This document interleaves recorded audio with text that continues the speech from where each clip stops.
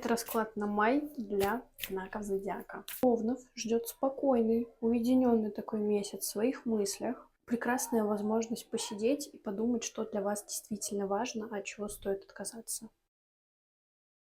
У тельцов будет весело. Если есть какая-то романтическая интрижка или надежда на нее, то майское вот это вот солнышко и жаришка поспособствуют вашему веселью.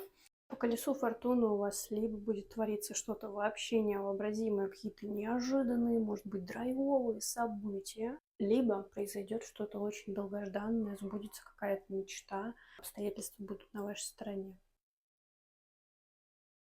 Ну, вы сильно-то не гуляйте, как мартовские котики. Ну, май здесь это месяц какого-то просто разгуля, тусовок, какой-нибудь классный выпускной. Возможность побороть свои зависимости, дурные привычки, поменять режим сна и питания.